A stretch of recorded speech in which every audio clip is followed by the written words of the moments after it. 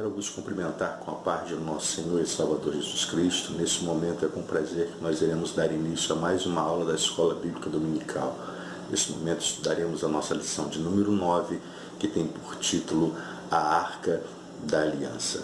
Nós já entramos de fato na parte interna do tabernáculo, já estudamos sobre o lugar santo, lugar santíssimo, e agora nós vamos estudar sobre o móvel utensílio que ficava dentro do lugar santíssimo, que é a Arca da Aliança. O nosso texto áureo diz-nos o seguinte: pendurarás o véu debaixo dos colchetes e trarás para lá a arca do tabernáculo, para dentro do véu. O véu vos fará separação entre o santo lugar e o santo dos santos. Isso está registrado no livro de Êxodo, capítulo 26, versículo 33. A nossa verdade prática diz o seguinte: por meio de Cristo Jesus podemos encontrar-nos com o Deus Santo e Misericordioso. Nossa leitura bíblica em classe, ela está no livro de Êxodo, capítulo 25, dos versículos de 10 ao 22. A nossa lição ela tem um objetivo geral, que é refletir a respeito da Arca da Aliança no tabernáculo, e tem alguns objetivos específicos para esta lição, que é descrever a Arca da Aliança, explicar a simbologia do propiciatório e discorrer a respeito dos elementos sagrados dentro da arca. Eu quero desde já agradecer a todos os irmãos que têm acompanhando as nossas aulas da Escola Bíblica Dominical. Se você está chegando agora, seja muito bem-vindo. Se você tem gostado das nossas aulas, eu vou pedir para você curtir, comentar e compartilhar nas redes sociais. Você pode se inscrever no nosso canal no YouTube, clicar no sininho para você ser notificado toda vez que sair um vídeo com conteúdo novo, ou curtir a nossa página no Facebook. Da mesma forma, você será notificado, e assim que nós publicarmos um vídeo com uma nova aula, com um novo conteúdo, você será notificado, ok? A introdução da nossa aula diz o seguinte: até aqui analisamos de maneira compartimentada o espaço do tabernáculo. Passamos pelo pátio, pelo lugar santo e pelo lugar santíssimo. Agora encontramos-nos no lugar santíssimo. Nesta lição, o nosso objetivo de estudo é a Arca da Aliança, que ficava no Santo dos Santos. Nós veremos algumas lições espirituais que há de edificar as nossas vidas. A Arca da Aliança era um dos móveis utensílios de maior importância que ficava dentro do tabernáculo, porque representava a presença de Deus. Depois que foi construído não só a arca, mas todos os móveis, utensílios, e colocado cada coisa no seu devido lugar, as pessoas não tinham mais acesso, somente os levitas, o sacerdote e o sumo sacerdote, que era a única pessoa que podia e tinha a autorização para entrar no lugar santíssimo. Nem mesmo as pessoas que construíram, que foi Bezaleel e Aholiabe, eles tinham direito de colocar o olho sobre a Arca da Aliança. Então, devido a isso, havia um grande respeito, uma grande reverência sobre este objeto, porque era o local onde o Senhor se assentava e vinha ali para conversar com o sumo sacerdote. Ouvir do próprio sumo sacerdote as intercessões que ele fazia em favor do povo e da nação de Israel. O nosso primeiro tópico diz o seguinte: a descrição da Arca da Aliança. O primeiro tópico vai falar sobre os nomes que é dado à Arca da Aliança. A designação hebraica dada à arca significa cofre, casa de madeira, baú. Nas Escrituras Sagradas, diferentes nomes identificam esse precioso objeto: a Arca de Deus, a Arca do Senhor, a Arca da Aliança e a Arca do Testemunho. Era a peça mais valiosa e importante do tabernáculo, porque ocupava o primeiro lugar da vida espiritual de Israel. Havia uma grande importância que era dada para este objeto, porque ele simbolizava, ele representava a presença de Deus. O segundo subtópico fala sobre a construção da arca. O objeto mais valioso e santo do tabernáculo, a Arca da Aliança, foi construída de maneira especial, madeira de cetim ou acácia e revestimento com ouro puro, tanto por dentro quanto por fora. Foram os materiais nobres usados para a construção da peça. Sua forma era retangular e as suas medidas eram de 2,5 côvados de comprimento, 1,5 de largura e 1,5 de altura, 1,25 m de comprimento, 75 centímetros de largura e 75 centímetros de altura.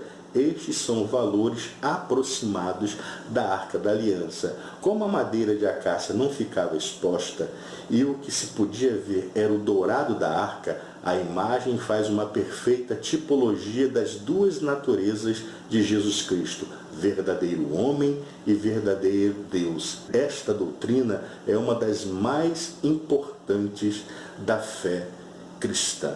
Nós sabemos que na natureza humana, Jesus Cristo, ele teve fome, Jesus Cristo, ele teve sede, Jesus Cristo, ele inclusive, ele sentiu a dor da agonia da morte. Em certa ocasião, ele se encontrava com os seus discípulos no Monte das Oliveiras e ele fez uma oração falando diretamente com Deus, o Pai Celestial. Ele disse: Pai, se for possível, passe de mim este cálice, mas que não seja feito a minha vontade, mas que seja feita a sua vontade. Então, na natureza humana, Jesus Cristo sofreu, padeceu, foi julgado, foi crucificado, foi condenado e foi morto. Na sua natureza divina, Jesus Cristo realizou milagres extraordinários.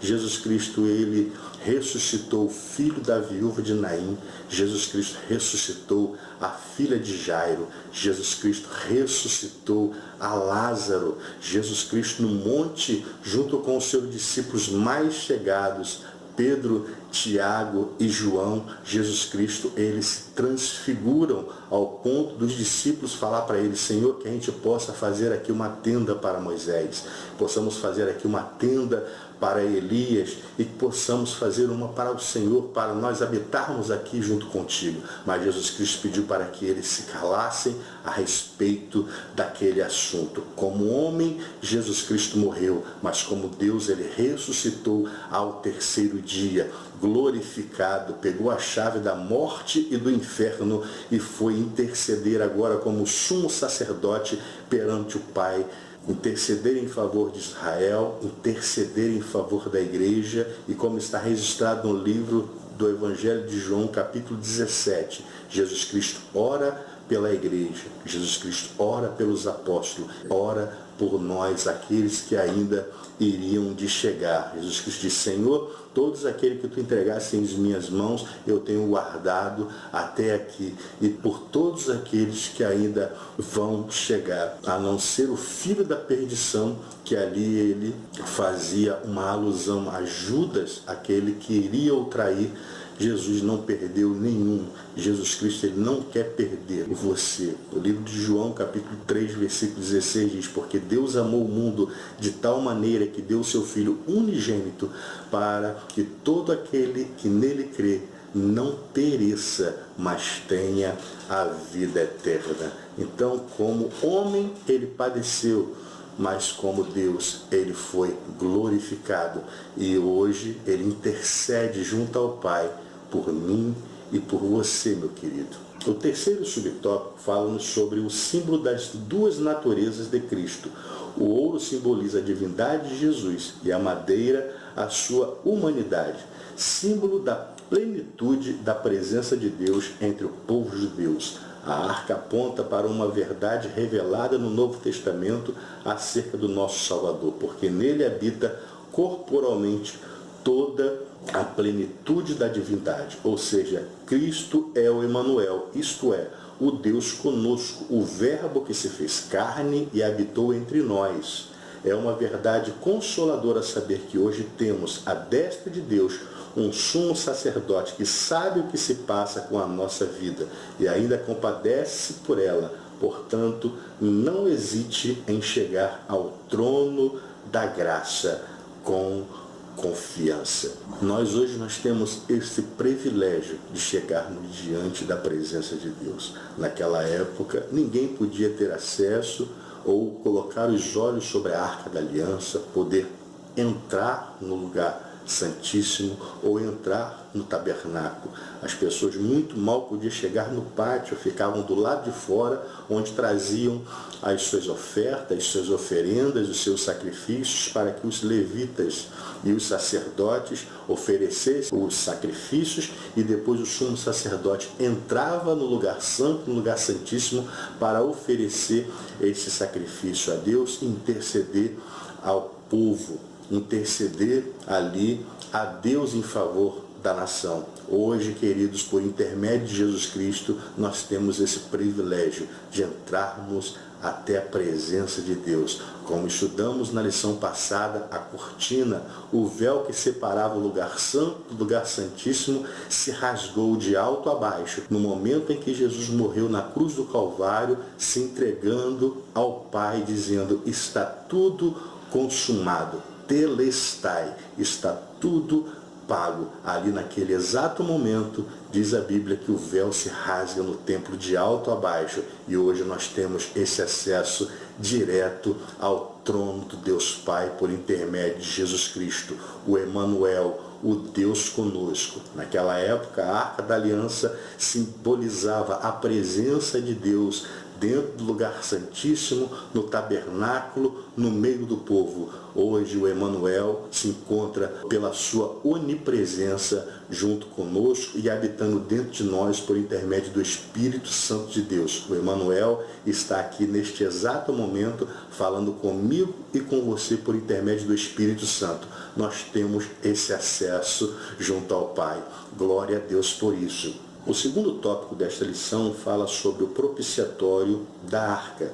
O primeiro subtópico vai falar sobre a tampa da arca. A tampa era de madeira de acácia que ficava sobre a arca e era denominada propiciatório. Ela era adornada com a figura de 2 querubins de ouro, um em frente do outro. Suas asas permaneciam abertas e voltadas para o centro da arca. Era uma obra belíssima.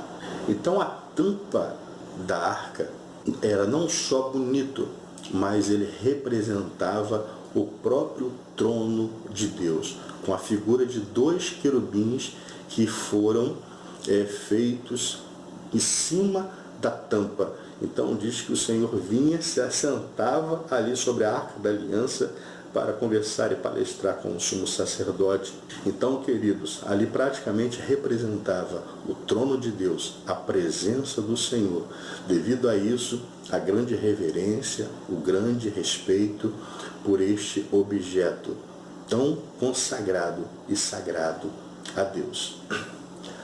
O segundo subtópico diz sobre a simbologia da tampa da arca. O sentido simbólico da tampa era o de cobrir algo valioso, figura de proteção aos elementos que estavam no interior da arca, as tábuas da lei, a vara que floresceu e um vaso com o maná do deserto. É preciso ressaltar que a palavra grega usada para propiciação em Hebreus tem o significado de trono de misericórdia.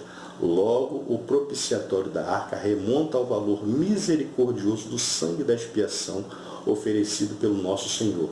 Conforme o apóstolo Paulo escreveu, sendo justificados gratuitamente pela sua graça, pela redenção que há em Cristo Jesus, ao qual Deus propôs para propiciação pela fé no seu sangue, para demonstrar a sua justiça, pela remissão dos pecados dantes cometidos, sobre a paciência de Deus. Então, o simbolismo, o próprio significado do nome era para proteger os objetos que estavam dentro da arca.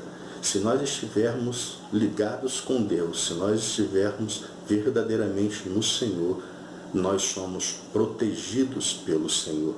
A Bíblia diz que o anjo do Senhor acampa ao redor do que os temem e os livra. E nós cremos nisso, meu querido. Então nós precisamos estar firmado com o Senhor, precisamos estar ligado em Deus para termos esta proteção.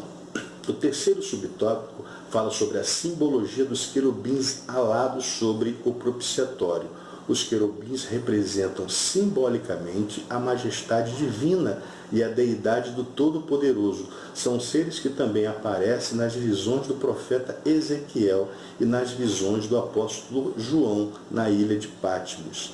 A função básica deles é a de proteger o trono de Deus. Por isso a imagem dos querubins reflete um aspecto protetor, ressaltando o compromisso deles de guardarem a lei de Deus. Assim, misericórdia, graça e fidelidade são virtudes presentes na arca, mostrando que Deus sempre se interessou em amar e proteger o seu povo. Glória a Deus por isso.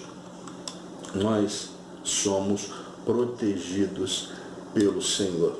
O terceiro tópico fala sobre os elementos sagrados dentro da arca. Primeiro subtópico, as tábuas da lei. Pelo poder divino, Deus esculpiu em 2 tábuas a sua lei para Israel. Aqui estamos nos referindo às segundas tábuas da lei, pois as primeiras foram quebradas por Moisés, depois de o povo israelita praticar a idolatria com o bezerro de ouro. Entretanto, as tábuas guardadas na arca foram uma segunda cópia produzida pelo próprio Deus. Assim, elas estariam protegidas e seus princípios norteariam o povo.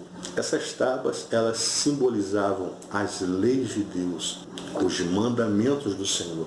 Nelas continham os 10 mandamentos.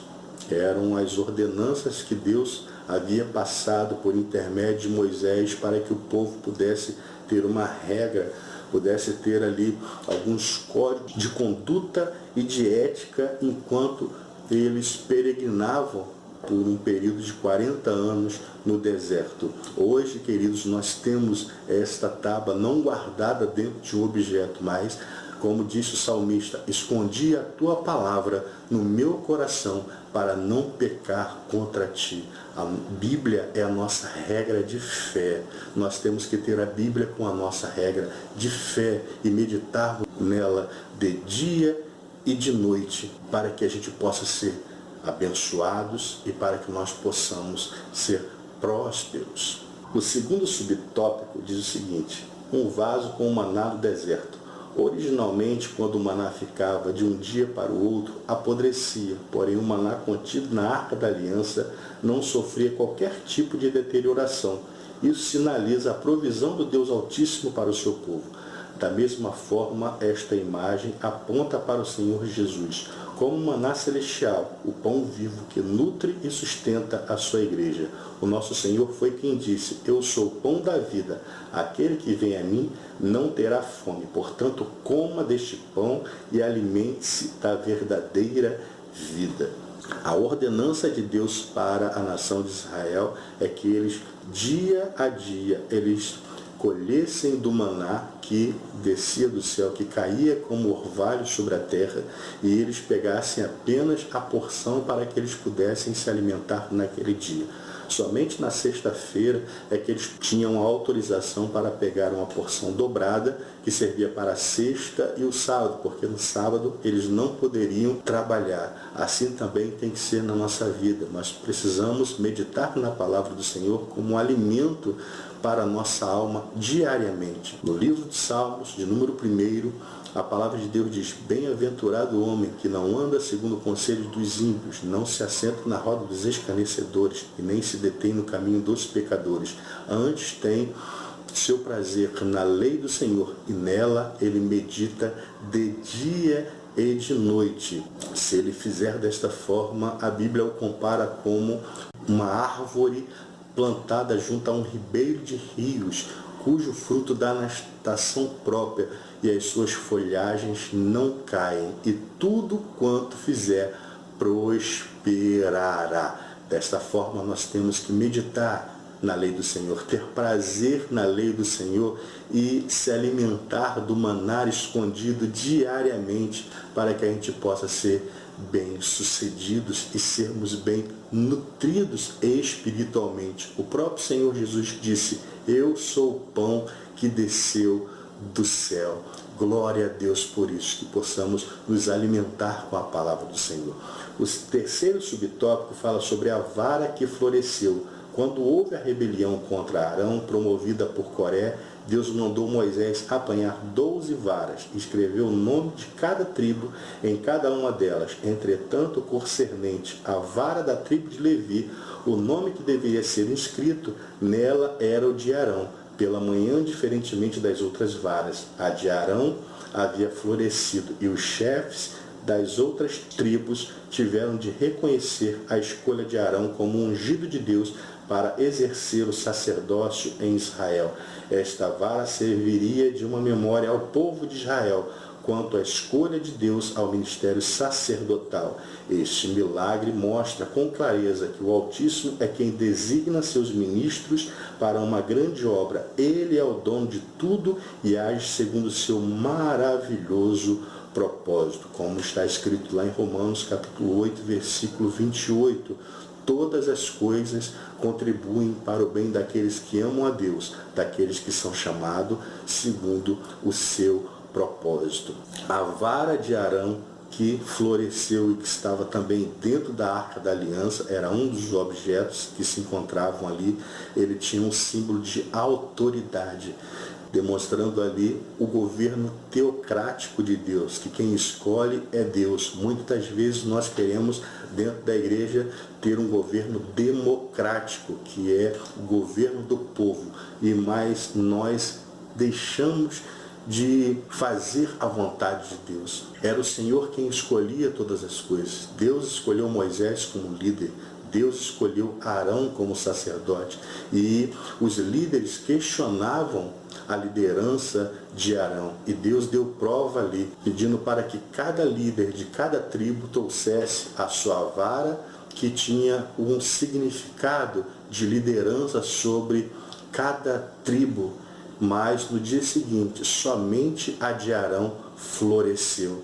Que nós possamos ter a nossa confiança de que Deus, Ele tem a soberania sobre a nossa vida, sobre a nossa família, sobre o nosso ministério e sobre todas as coisas na nossa vida, e saber que o governo da nossa vida, ele é teocrático. Muitas das vezes está sobre nós a vontade permissiva de Deus e não a vontade soberana. Nós temos até o livre-arbítrio para nós escolher, mas que a gente possa escolher sempre o bem, de acordo conforme a palavra do Senhor.